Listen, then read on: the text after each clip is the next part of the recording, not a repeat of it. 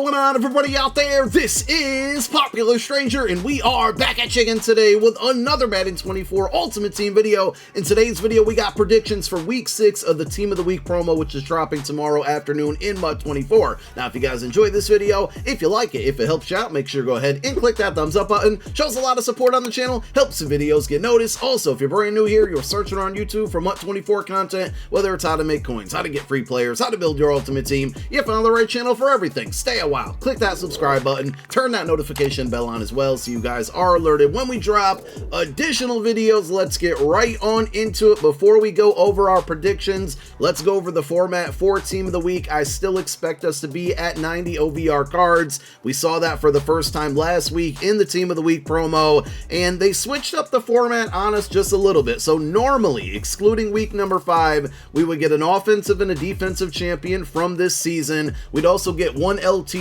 from a good performance this season. The second LTD was usually a current day player who had a good performance in a prior year, and that card was switched up last week when they gave us 2 LTDs with Brock Purdy and Quincy Williams. They were the LTDs. They both had a really good week 5 performance. This season, we're still going to kind of do the flashback or throwback thing in our predictions, but the champion should still be 90s. The hero still should be 87s, and then we'll have a couple lower overall cards as well. So let's go over the offensive predictions first, and we're going to start at quarterback with Jared Goff, who is having a really good season. Obviously, the Lions are as well, with that one loss and some pretty big wins against Kansas City, for example. Goff has just been playing great this season and towards the back half of last season as well. Big reason why the Lions have had so much success this season, or this week, I should say, week number 6. He had 353 passing yards and 2 passing touchdowns. There weren't really any amazing quarterback performances. I mean, I think that was pretty good, but there was nothing really that came close to that or top that. So if a quarterback gets a card this week and it's not from a prior year,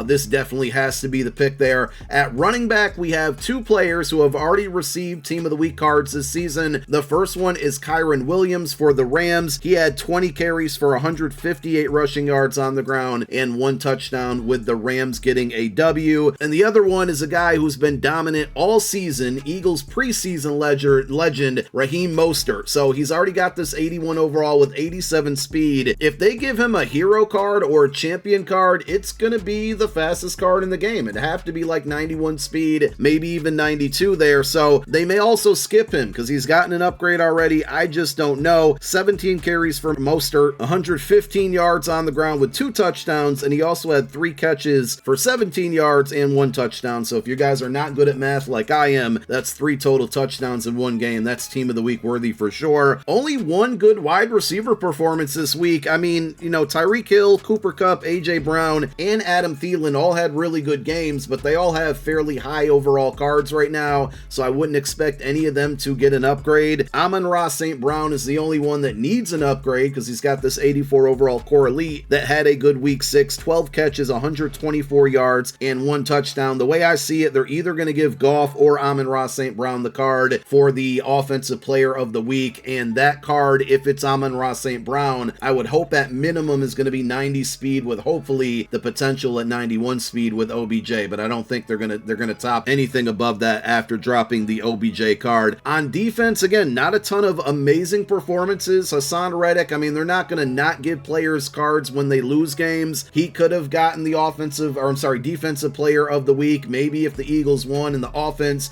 wasn't completely trash, but he led the NFL in sacks for week number 6, and over the last 2 or 3 weeks, he's really been heating up. So he had 2.5 sacks in the week 6 loss, unfortunately, against the Jets, but he could end up being the champion. There's some other good performances, though. Let's talk about them. We have Bobby Okereke, who got an ultimate kickoff card already this year, 11 total tackles against the Bills in their loss on Sunday Night Football. He had 2 passes defended and 1 forced fumble. If you actually watch that game, he was all over the field just making a ton of plays. I don't think he gets a card, but he definitely had a game worth a performance or worth noting on this video. Jordan Hicks, another Eagles legend here. He should get a card. I don't know what OVR it's going to be, considering his current high card is this core gold at 77 overall, but he had 10 total tackles, 1 interception, and 1 touchdown. Do we see him get a card not only with a high OVR, but also lurk artists that could bring the price down on Patrick Willis? probably not going to be comparable to the card, but will he get a card with that ability? We shall see. And then another linebacker, outside linebacker, Jamin Davis for the Commanders. He had 8 total tackles, 1 sack, and 1 interception. And I believe the interception he had, if I remember correctly, was kind of the game-sealing interception. Ritter's third of the game against the Falcons to seal the deal there. So a couple linebackers who had, filled up the stat sheet there.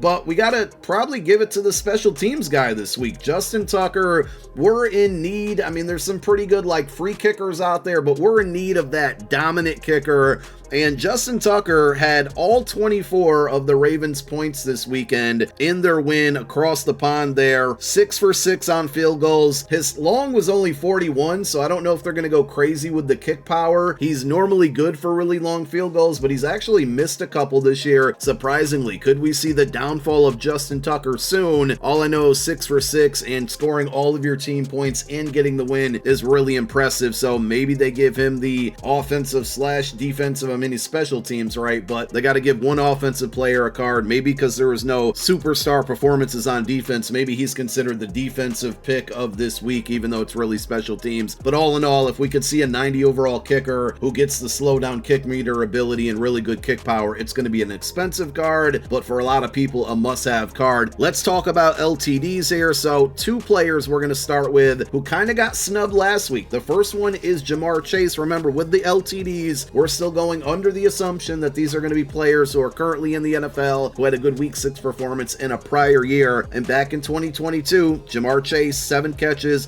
132 yards, and 2 touchdowns. I think he didn't get a card last week after that 3 touchdown performance because he's due for a most feared card. And remember, part 2 of the most feared promo comes out this upcoming Thursday with reveals Wednesday night. But they also could have had him planned for a LTD for this week's Team of the Week performance. Same thing with Breece Hall. Probably should have got a card last week. He did not. Maybe they got him set up for most feared as well. But in 2022, he had 116 yards on the ground and 1 touchdown. And then the third player from the 2022 season, another Eagles legend, CJ Gardner-Johnson. I was actually at this game. It was electric. What a fantastic game to be at. The Cowboys lose to the Eagles, and CJ had 2 interceptions in that game. We're in desperate need of really good free safeties. Him being a strong safety would just be another one. We're kind of overloaded at that position, but I could totally see EA giving him a card. We had 3 pretty good Week 6 2021 performances. The first is CeeDee Lamb. Back in 2021, he had 9 catches for 149 yards and 2 touchdowns. Had a good game last night against the Chargers, but didn't see the end zone, so that's why I don't think he's going to end up getting a card off of that performance, but maybe from 2021.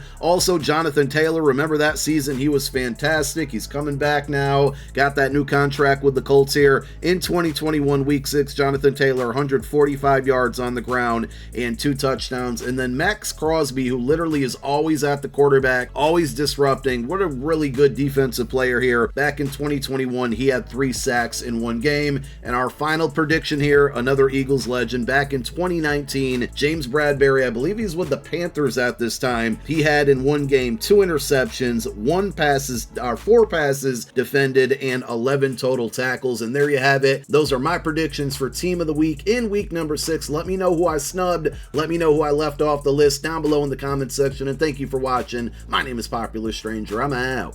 Peace.